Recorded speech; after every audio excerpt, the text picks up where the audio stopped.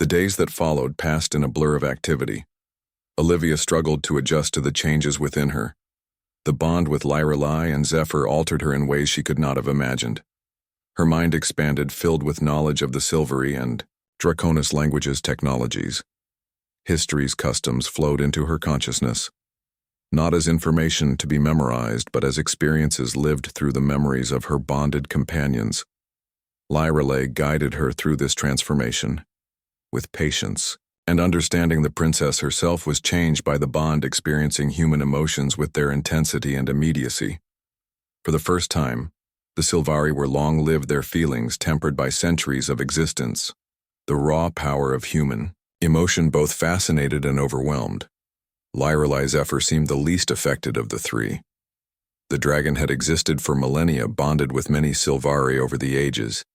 Yet even the ancient Draconis found the addition of a human perspective intriguing. The dragon's mind touched Olivia's, often sharing not words but images, memories, sensations from worlds long gone and stars now dead. The bond gave them access to each other's thoughts and feelings. Though not complete knowledge flowed between them freely, Olivia came to understand the Silvari. Their history, their culture, their society was ancient, ordered, structured in ways human civilization had never achieved. They valued harmony, balance, beauty above all else. This made them powerful, but inflexible. The Vorlocks had exploited this weakness in their long war. The Silvery Council was skeptical of the triumvirate bond at first. Many questioned Lorelei's judgment in allowing a human to join such a sacred connection. But the princess was adamant. The ancient prophecies spoke of a three-part harmony that would turn the tide against the darkness. The council could not deny the evidence before them. The bond had formed. Olivia had passed the trials in a way no one had foreseen. Tara, Grace, and Kimberly were reunited with Olivia. They marveled at the change in her. She seemed taller somehow, her movements more fluid, her eyes holding knowledge beyond human experience. They had questions. Countless questions. Olivia answered as best she could, though. Much of what she had learned defied translation into human language. Preparations for war accelerated.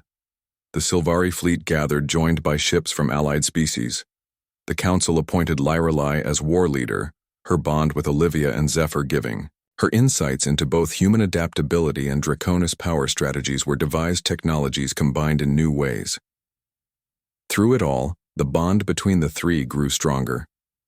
Olivia spent hours with Lorelei learning the ways of the Silvari. The princess was a patient teacher. Her beauty still took Olivia's breath away, but now she saw beyond the physical.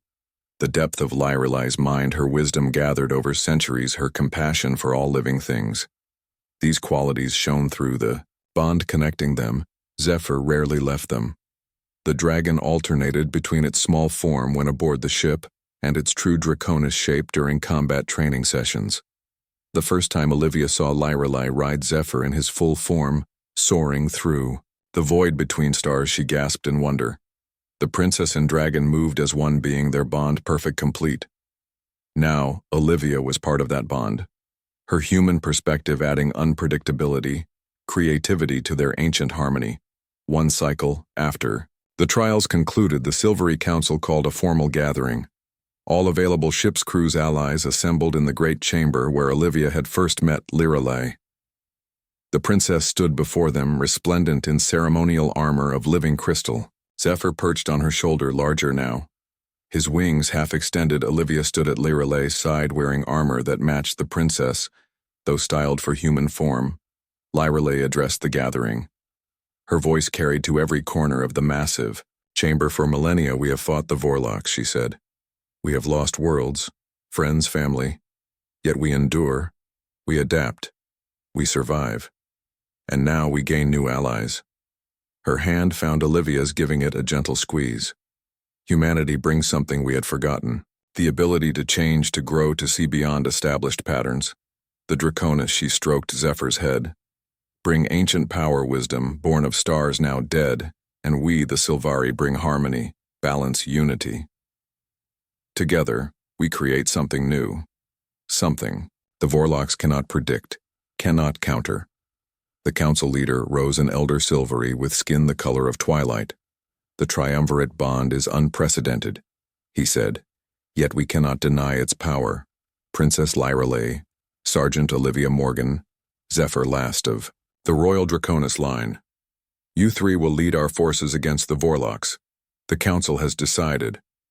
A murmur ran through the gathering approval surprise speculation. Olivia felt it all through her enhanced senses. The weight of responsibility settled on her shoulders. These people were trusting her with their lives, their future. The council leader continued. Our scouts report the Vorlocks fleet approaches Earth. They will arrive within 2 cycles. We must intercept them before they reach human space. Are the Earth forces prepared? Olivia stepped forward. All gathered knew of her bond with Lyrelay and Zephyr, yet many still looked upon her as an outsider, a curiosity. She felt their doubt, their uncertainty. She would need to earn their trust. The human defenses are mobilizing, she said. Through the bond I have shared Silvari technology with Earth scientists. Our weapons are being adapted, our ships upgraded, but we need more time. The council leader nodded. Time we will give you. The combined fleet will depart immediately to engage the Vorlocks at the edge of your solar system. Lyrelay raised her hand. The Triumph will command the vanguard, she said. The 3 primary ships are prepared. Olivia had seen the ships Lyrelay's flagship, the Harmony A, massive vessel of living crystal powered by technologies humans could barely comprehend. Her own vessel, the Adaptability smaller, faster designed with human tactical systems integrated with Silvari tech and the Wisdom. Zephyr's ship, though ship was hardly the word for it. The vessel was alive, a distant relative of the Draconis evolved to survive in the void between stars. Intelligence without consciousness, it obeyed only the Draconis to which it was bonded. Together the 3 ships formed a triangle in space connected by energy fields that amplified the bond between their commanders. A weapon system unlike any the Silvari had deployed before. A new strategy born of the triumvirate. The gathering concluded, the fleet prepared for departure.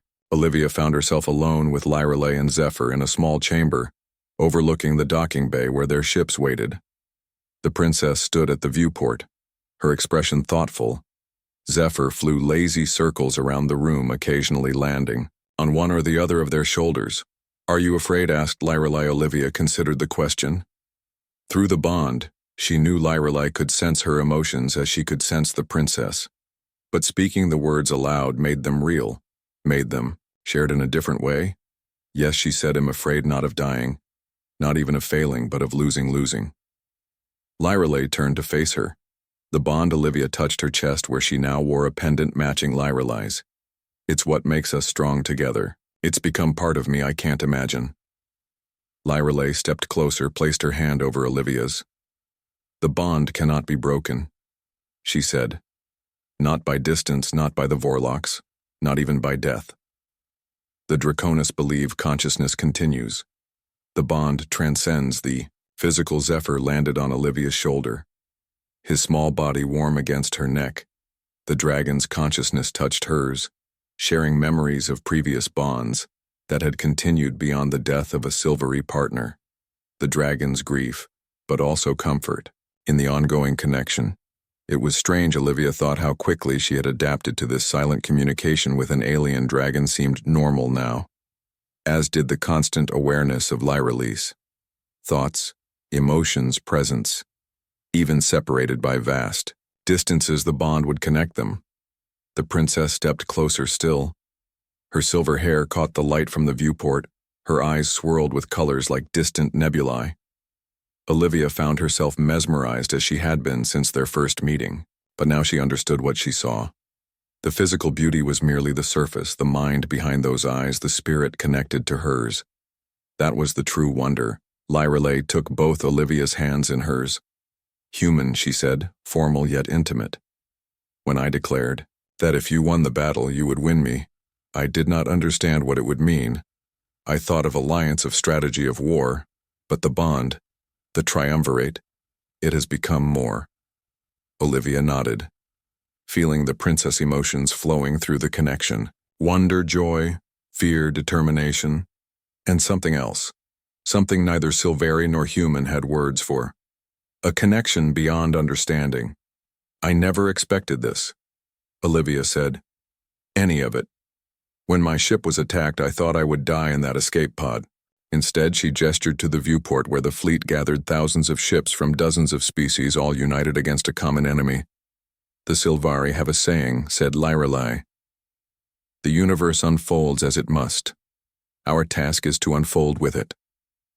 The bond between us it was meant to be, though none could have predicted how it would form. Zephyr chirped in agreement. The dragon's consciousness touched both of them, sharing ancient draconis wisdom, patterns that repeated throughout history. The three, united stronger than any alone. A chime sounded through the chamber. The fleet was ready. The time had come. Olivia, Lyrelai, and Zephyr made their way to the docking bay. The crews of their respective ships stood at attention, saluting in the Silvari. Manor arms crossed over their chests. Olivia was surprised to see humans among them. Tara, Grace, and Kimberly had been assigned as liaison officers. Their expertise would be valuable in the coming battle. Darkness gave way to light so gradually that Olivia could not pinpoint the moment of transition. She found herself standing on a vast plain. The ground beneath her feet was red dust, fine as powder. The sky above was not the blue of Earth nor the crystal dome of the Silvari ship, but a deep violet. 3 moons hung suspended in that alien sky, one full and bright, 2 still rising on the horizon. The arena, Olivia turned in a slow circle, taking in her surroundings. The plain extended in all directions, with no visible boundaries. In the distance, rock formations jutted from the earth like the spines of some massive buried creature. The air was dry, thin, making each breath an effort. The temperature was cool but not cold. A sound made her turn, a high, keening cry that seemed to come from everywhere and nowhere. She scanned the plain, saw nothing. Movement caught her eye above. Something circled high in the violet sky, too distant to identify. But Olivia knew what it was. Zephyr. The dragon was no longer the small creature that perched on Lyrelai's shoulder. Even from this distance, Olivia could tell it had grown. Wings extended, it must span at least 20 feet from tip to tip. Its body sinuous, powerful. As she watched, the dragon circled lower. Keening cry came again, louder now. Olivia fought the urge to cover her ears. The sound vibrated through her body, settling in her chest, making her heart race. The armor Lyrelai had given her suddenly felt inadequate. How could metal, no matter how advanced, protect against a creature like that? She had no weapons save her wits. Nothing to fight with, nothing to hide behind. The dragon circled lower still. Now Olivia could see details. Its scales shimmered between deep blue and silver, catching the light. Of the full moon, its wings were not leathery like the dragons of Earth legend, but feathered like some enormous birds, though the feathers seemed metallic, almost crystalline. Its head was elongated with ridges above the eyes. The eyes themselves glowed with the same violet as the sky. Zephyr landed 100 yards from Olivia, touching down with surprising grace for a creature its size. Now she could see it clearly. It stood taller than a horse, its neck long and sinuous, its tail lashing behind, it ending in what looked like a cluster of crystal spikes. Its claws sank into the red dust, leaving deep furrows. The dragon raised its head and roared, the sound physical in its intensity. Olivia felt it in her bones, in her teeth, in the very marrow of her being. This was no house cat. This was a predator from the dawn of time. Olivia stood her ground, though every instinct screamed at her to run. She remembered Lyrelai's words. They rely on strength, speed, and natural weapons. Their only weakness is their pride. They underestimate other species. Pride. Olivia had faced proud opponents before, commanders who thought themselves invincible enemies, who underestimated her because of her size, her gender, her youth. Pride made them careless, made them take risks, but how to use that against a creature like this? The dragon watched her, its head tilted slightly as if curious why she did not flee. Olivia noticed something, a faint glow in its chest just below the throat, a pulsing light that seemed to beat in rhythm. Lyrelai's pendant had pulsed with the same rhythm, Olivia recalled. The bond between them, A connection. The dragon stalked forward, its movements fluid, powerful. It stopped 50 yards away, studied her. Again that head tilt, that curious, eyed gaze. Then without warning, it charged. Olivia dove to the side, rolling across the red dust. The dragon swept past its claws, missing her by inches. She came up in a crouch, her heart hammering. The dragon wheeled around its tail, lashing, the crystal spikes. At the tip whistled through the air. Another charge, another desperate evasion. This time Olivia's roll brought her up against one of the rock formations. She pressed her back against it, breathing hard. The dragon paced before her, just out of reach, its eyes never leaving hers. Then something unexpected happened. The dragon spoke, not in words, not in any language Olivia recognized, but in her mind. Images, impressions, feelings flooded through her connection. Challenge test. Prove worthy. Olivia blinked, startled. The dragon was not simply trying to kill her, it was testing her, waiting for her to prove herself, but how? What could she possibly do against such a creature? The dragon charged again. Olivia scrambled up the rock formation. The dragon followed, its claws finding purchase where there seemed to be none. It moved like liquid, like it weighed nothing. Olivia reached the top of the formation, a flat area about 10 feet across. The dragon landed opposite her, the rock trembling beneath its weight now. They faced each other on the elevated platform, neither with anywhere to go. Olivia looked up at the sky. The third moon was rising higher. She did not have much time. The dragon stalked forward. Olivia retreated until her heel touched the edge of the rock, nothing behind her but a 30-foot drop. The dragon knew it had her cornered. Its mouth opened, revealing teeth like daggers. In that moment, with nowhere to run, nowhere to hide, Olivia made a decision. She straightened her back, lowered her hands to her sides, and looked directly into the dragon's eyes. "I will not fight you," she said. The dragon paused. Its head tilted again. "I understand now," Olivia continued. "This isn't about combat. It's about trust. The bond between you and Lyrelai isn't based on who dominated whom. It's a partnership, a choice." The dragon growled low and threatening, but it did not attack. Lyrelai said, "If I win her." Olivia said, "But that's not right, is it? No one wins anyone. We choose each other. You, me, Lyrelai together? Or not at all." The glow in the dragon's chest pulsed brighter. Olivia could feel something, a presence in her mind, not just the dragon, but someone else. Lyrelai. The princess was watching through her bond with Zephyr, experiencing what the dragon experienced. Olivia took a step forward. The dragon tensed but remained still. "I choose to trust you," Olivia said. She reached up and removed her helmet, letting it fall to the rock. "I choose to be vulnerable." Another step. The dragon's growl deepened. "I choose to believe this isn't about defeating you," Olivia said, "but joining you one more step." She was within reach of those teeth, those claws. The dragon could kill her with a single movement. Slowly, deliberately, Olivia knelt before the dragon. She placed both hands, palms down, on the rock and lowered her head, exposing her neck, just as she had done with the serpent in the first trial, a gesture of respect, not submission, not fear, respect. For a long moment nothing happened. Olivia could hear the dragon's breathing, feel the ario heat of its body, smell the strange metallic scent of its scales. Then she felt it, a warm breath on the back of her neck.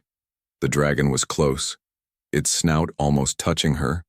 Olivia remained still, breathing steadily, counting heartbeats. After 7, she felt something else, a gentle pressure on her mind, an invitation she accepted. Images flooded through her, a history not in words, but in sensations, emotions, memories. The Draconis, once numerous, spread across the stars. Their power, their knowledge, their near extinction at the hands of the Vorlocks, the few survivors bonding with the Silvery for mutual protection. The long war. Victories defeats worlds, lost. Worlds saved. And through it all, a growing respect for the small creatures that evolved. On countless worlds, some like the Sylvari elegant, long-lived, philosophical. Others like humans, brief, chaotic, adaptable. Some the Draconis protected, some they ignored. None they had ever considered true equals until now. The pressure on Olivia's mind increased not painfully but intensely. She felt herself expanding beyond the confines of her body, beyond the limits of her understanding. She saw the universe not as humans saw it, nor even as the Sylvari saw it, but as the Draconis did. A vast, interconnected web of energy-matter consciousness, and within that web 3 points of light, a triangle of connection. Zephyr Liralai. And now Olivia, she opened her eyes. The dragon stood before her, its head lowered to her level. Its eyes no longer glowed violet, but had shifted to a deep blue that matched her own. The glow in its chest pulsed in perfect rhythm with Olivia's heartbeat. Chosen, the voice in her mind, said, "Not defeated." Chosen. Olivia reached out slowly. The dragon did not move. She placed her palm against the scales of its snout. They were warm, vibrating slightly beneath her touch. The connection between them surged. Olivia gasped as knowledge poured into her mind. Languages, technologies, histories. The collective memory of an ancient race. The third moon reached its zenith. The arena shimmered around them, the red plain, the rock formation, the violet sky all dissolved like mist. The dragon stepped back, its form shifting, shrinking, until once again it was the small creature that had perched on Lyralei's shoulder. They stood in a chamber unlike any Olivia had seen in the silvery ship. The walls were living crystal, but here they formed patterns of such complexity, such beauty that tears sprang to Olivia's eyes. The floor beneath her feet seemed to be liquid yet supported her weight. Light came from everywhere and nowhere, and there before her stood Lyralei. The princess wore a simple gown of white, her silver hair unbound falling to her waist. Her eyes were wide with wonder. Her pendant pulsed, with the same rhythm as the glow in Zephyr's chest, the same rhythm as Olivia's heart. "You did not defeat him," said Lyralei. Her voice hushed. "You did not even try. I understood it wasn't about winning," said Olivia. "The trials were never about combat. They were about wisdom, respect, trust. Why would the final test be any different?" Lyralei stepped closer, her expression unreadable. "No one has ever approached the arena this way. No one has ever offered trust. Instead of strength." Zephyr chirped softly and flew to hover between them. The dragon looked from Lyralei to Olivia and back, its meaning clear. "The bond has formed," said Lyralei. "The triumvirate is created. 3 minds, 3 hearts, 3 SP." The red door led to a chamber that hummed with energy. The walls curved overhead to form a dome inscribed with patterns that shifted and changed as Olivia watched Tara Grace and Kimberly entered behind her. The door sealed itself, leaving no trace of an exit. In the center of the chamber stood a column of light. Within it floated what appeared to be 3 crystals, similar to the one Olivia had used in the previous trial. These glowed red, green, and yellow. "Welcome to the 3rd trial," a voice echoed. Around them, Olivia recognized it as Lyralei, though the princess was nowhere to be seen. "You have shown courage and compassion. Now you must demonstrate wisdom." The column of light pulsed, and an image appeared above it. A hologram showing a planet. Olivia recognized immediately Earth, blue and green with swirling white clouds. It rotated slowly. Then the image changed. A massive fleet of ships approached Earth. Thousands of vessels shaped like jagged black shards. The Vorloc's fleet, said Lyralei's voice. "This is what approaches your world even now." The image shifted again, showing the same fleet being engaged by a much smaller group of ships. These were elegant curved vessels that seemed to flow rather than fly. The Sylvari defense force outnumbered. "But fighting nonetheless, you face a choice," the princess continued. "3 paths lie before you, represented by the 3 crystals. Choose the red, and you will gain weapons technology, capable of destroying the Vorloc's fleet, but at great cost to your own world. Choose the green and you will gain defensive technology shields that may protect your planet but leave you unable to defeat your enemy. Choose the yellow and you will gain knowledge. Knowledge of the Vorloc's, their weaknesses, their plans, knowledge that may lead to victory but offers no guarantees. As she falls silent, the holograms fade, leaving only the column with the 3 crystals.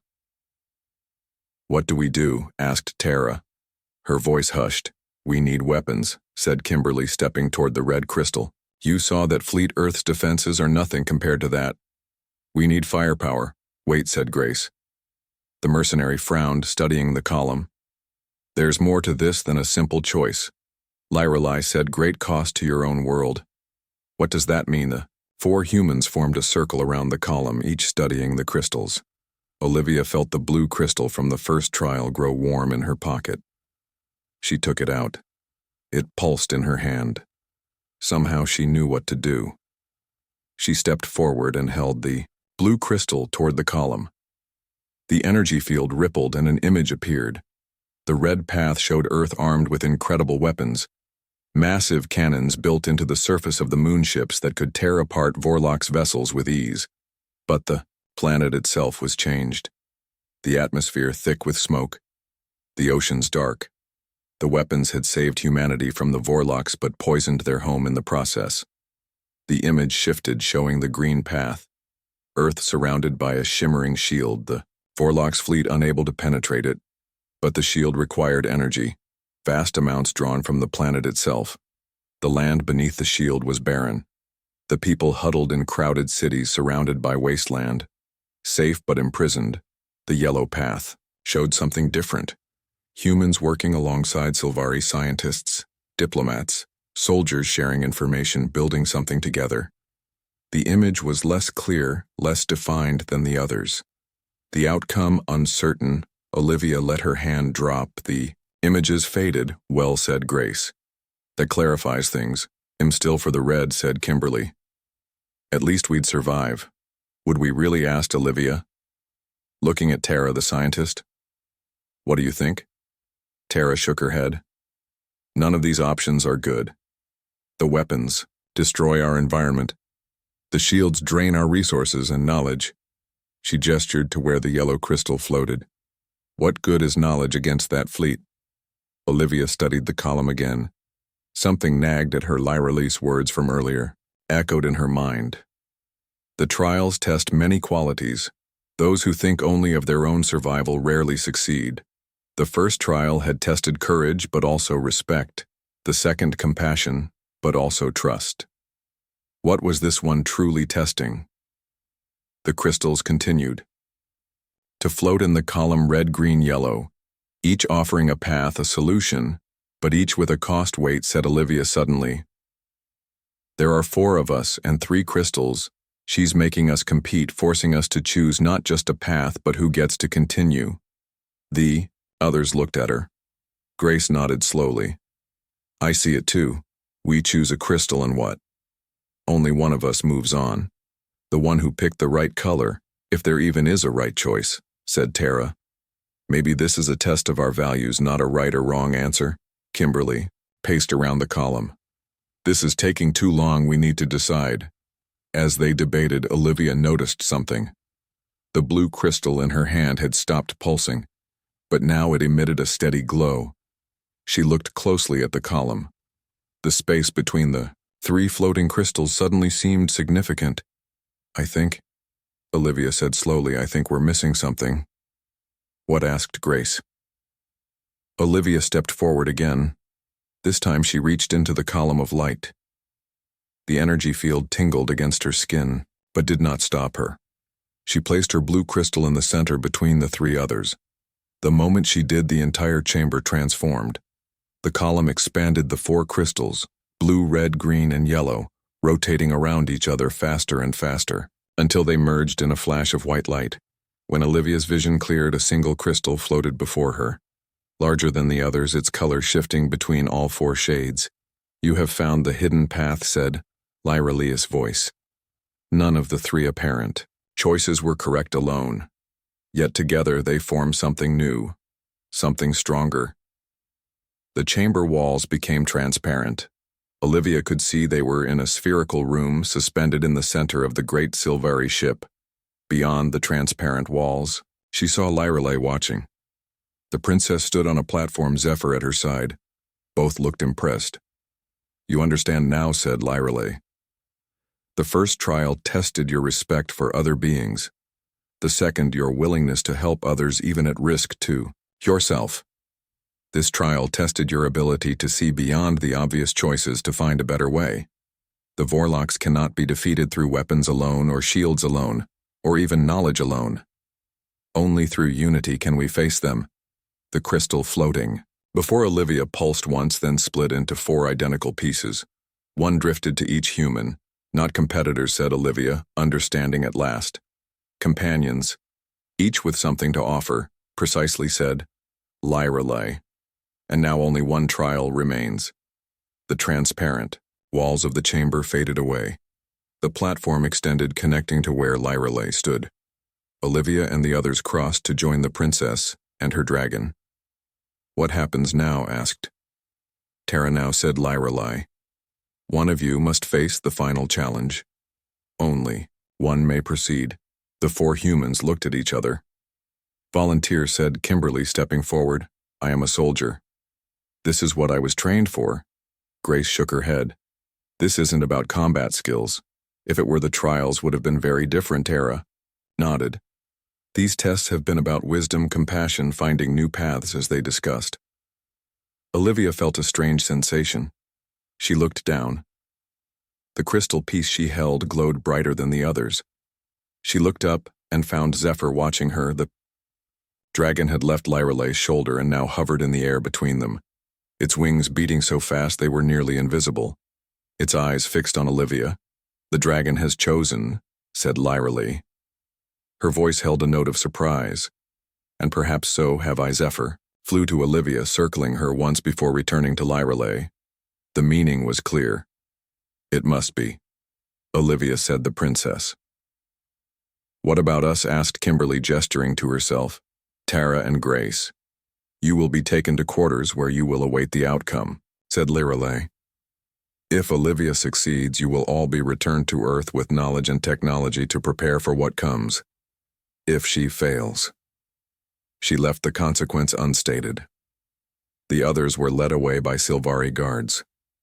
Tara gave Olivia a quick hug before leaving. Grace gripped her shoulder firmly. Kimberly merely nodded, but there was respect in her eyes. When they were gone, Olivia turned to Lyrelei. "What is the final trial?" The princess gestured, and a doorway appeared in the wall beside them. Unlike the others, this one did not glow with light. It was simply an opening into darkness beyond lies. "The arena," said Lyrelei. "There you will face your greatest challenge, a test of mind, body, and spirit. Few have ever completed it. None in living memory." "What exactly am I facing?" asked Olivia. Lyrelei stroked Zephyr's head, the dragon purring softly under her touch. "My companion," she said simply. Olivia looked at the small dragon with new wariness. The creature seemed harmless, its body no larger than a house cat, its wings delicate. Its teeth, though sharp, were tiny. "You misunderstand," said Lyrelei, reading her expression. "What you see is but one form. Zephyr is a Draconis, an ancient race that once ruled the stars before even the Sylvari existed. Few remain. Now they bond with chosen Sylvari, creating a link that benefits both. In the arena, Zephyr will assume his true form. You will face a creature of legend. And if by some miracle you prevail, what happens if I win?" Olivia asked.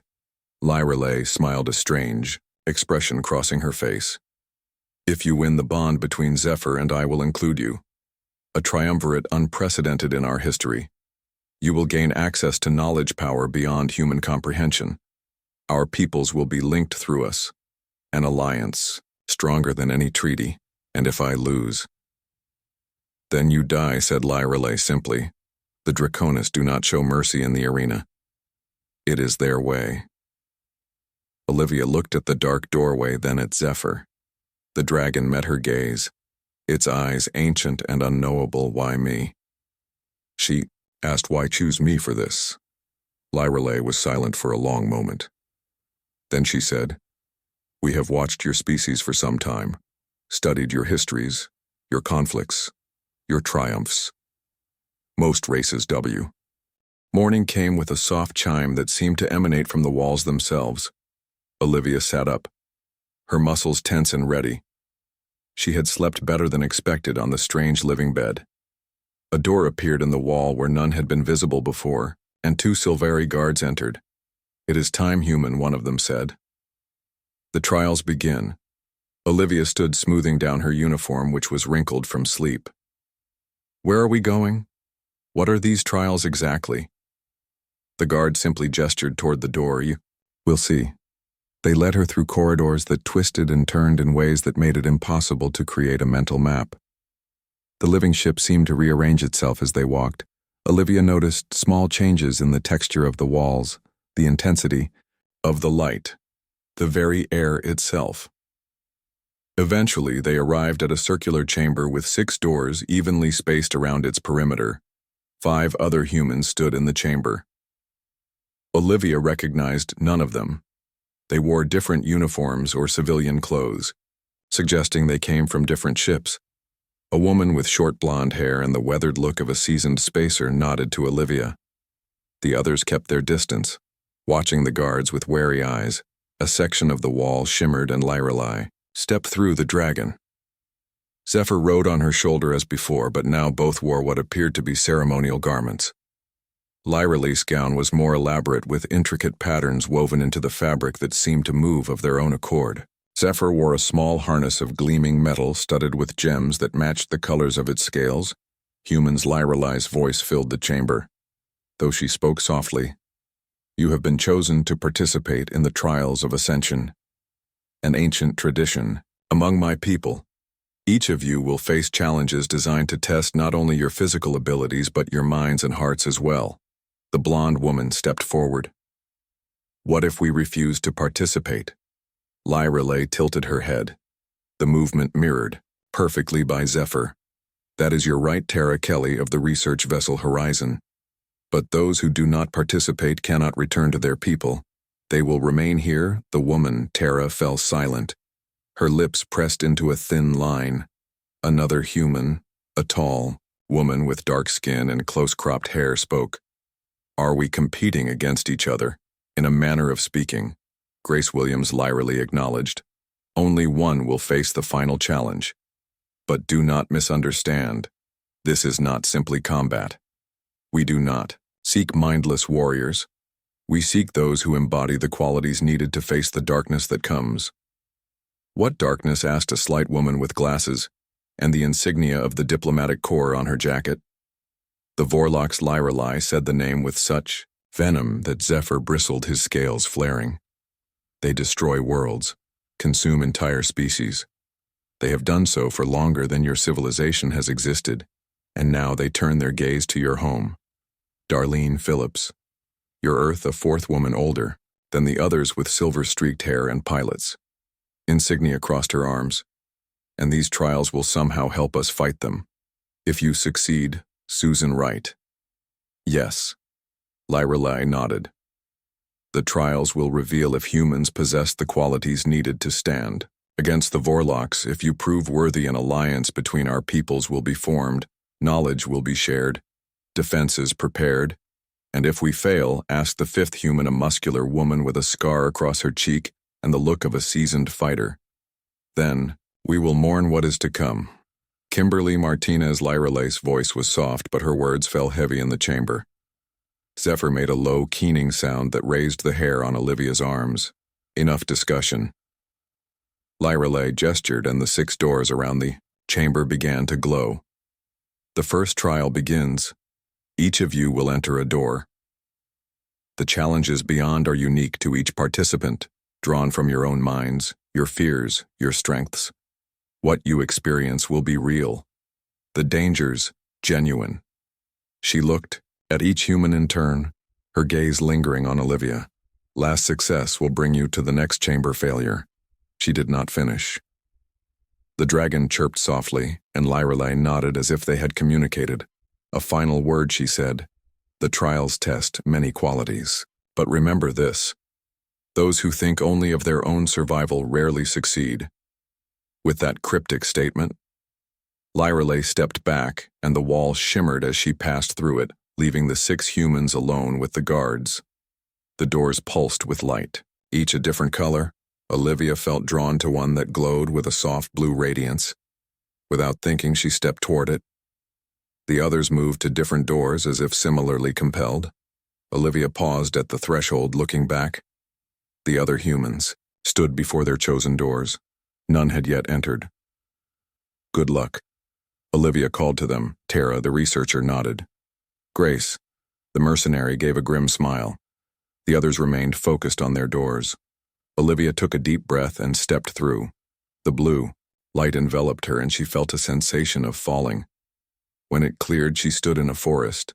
The trees soared impossibly high, their trunks wider than houses.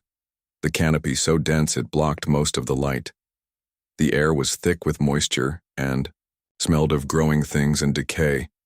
This can't be real, Olivia thought.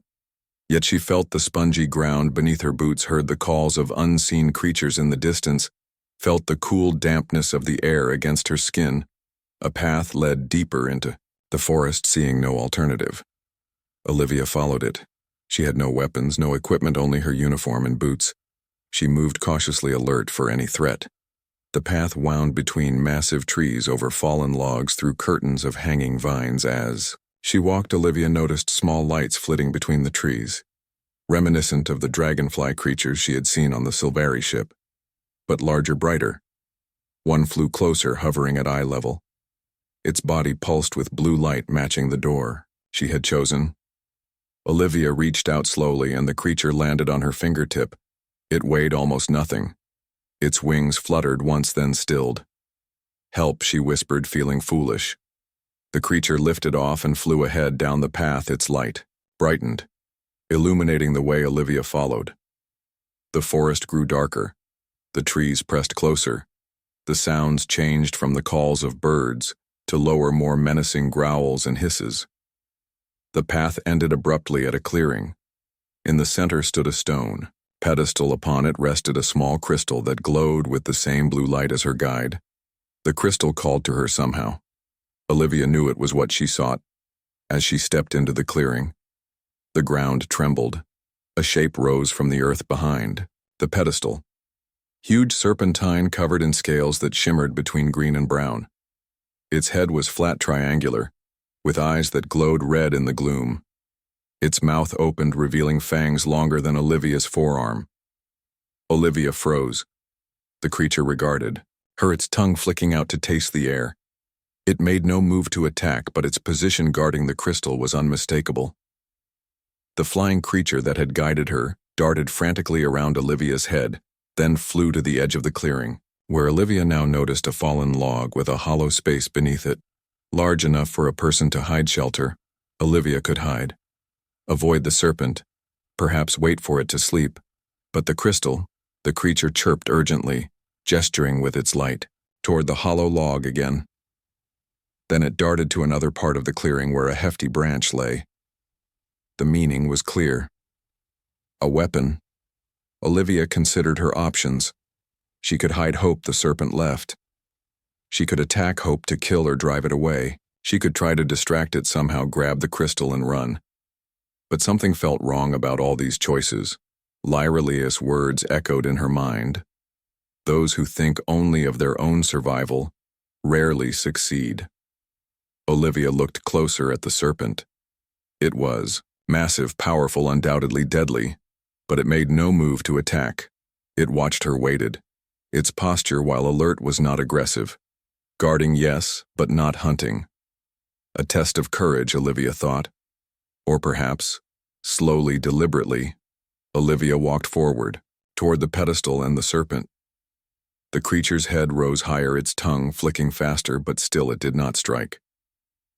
When she was 10 paces away, Olivia stopped and slowly knelt, placing both hands on the ground and lowering her head, a gesture of respect, submission perhaps, but not fear. She remained there, breathing steadily, counting heartbeats. After 7, the ground trembled again. She looked up. The serpent had lowered its massive head to her level. Its eyes no longer glowed red, but had shifted to a deep amber. It regarded her, then slowly, very slowly extended its tongue until it almost but not quite touched her forehead. Olivia remained still. The moment stretched. Then the serpent withdrew its head and moved aside, clearing the path to the pedestal. Olivia stood and approached, keeping her movements slow, deliberate, respectful. The serpent watched but made no move to stop her. When she reached the pedestal, she looked at the crystal. It pulsed in time with her heartbeat. She reached out and picked it up. The moment her fingers closed around the crystal, the forest dissolved around her. She stood in a plain white room, the crystal still in her hand. The door before her opened, revealing a corridor. Olivia walked through. She found herself in another circular chamber smaller than the first. The walls glowed with soft light. Across from her, another door waited.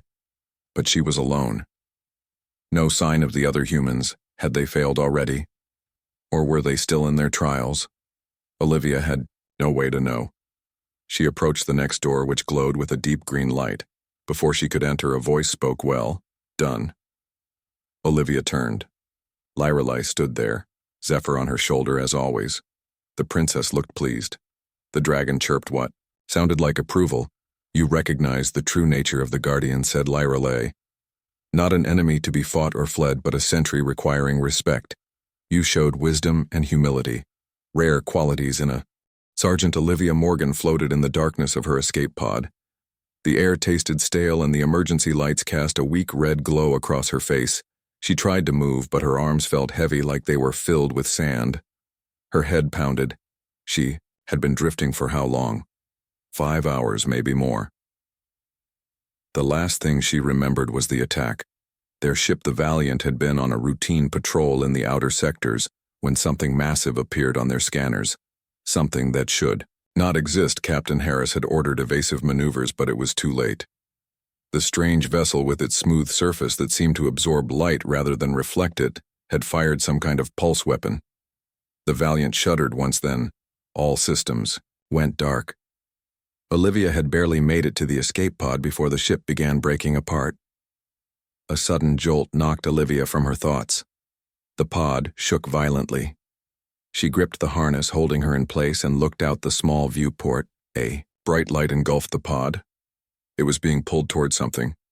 The tractor beam, if that was what it was, felt different than anything in human technology. The pull was smooth, almost gentle, as if the pod were being carried by a current rather than forced. The light grew brighter, and Olivia had to shield her eyes. When she looked again, she saw it. A massive ship unlike anything humans had built. Its surface shimmered with colors that shifted like oil on water. The design was organic, with sweeping curves and structures that seemed to flow into each other rather than being assembled. The pod passed through an opening that appeared in the ship. The moment she was inside, Olivia felt a change in the air. The heaviness that had plagued her since the attack lifted. Her mind felt clearer. The pod settled onto a platform in a vast chamber with walls that seemed to be made of living crystal. The hatch hissed open. Olivia reached for her sidearm, but it was gone. She hesitated, then climbed out. Her boots made no sound as they touched the floor of the alien ship. The air smelled like forests after rain, clean and somehow ancient. Figures approached from the shadows. Tall, slender beings with skin that ranged from pale blue to deep violet. Their movements were fluid, almost hypnotic. They wore simple garments that seemed to shift color with each step. Their most striking feature, however, were their ears, which tapered to elegant points, and their eyes large and almond-shaped with pupils that changed color like tiny galaxies' elves. Olivia thought, though she knew that was impossible. They were aliens, of course, but so similar to the mythical beings from Earth folklore that the word came unbidden to her mind. The tallest of them stepped forward and spoke. The sound was musical but incomprehensible. Then something changed. Olivia felt a tingling sensation at the base of her skull, and suddenly she could understand. "We are the Silvari," said the tall one. "We have recovered several of your kind from the debris field. Where is my crew?" asked Olivia. "Being attended to like you will be." The Silvery gestured and two others moved forward. They carried no visible weapons, but Olivia sensed they were guards nonetheless. "You will come with us. The council wishes to speak with you." Olivia knew she had little choice. She followed the Silvari through corridors that seemed to grow from the floor rather than being constructed. The walls pulsed with soft light that followed their movements as they walked. Olivia noticed small flying creatures that resembled dragonflies but with 4 wings and bodies that glowed from within.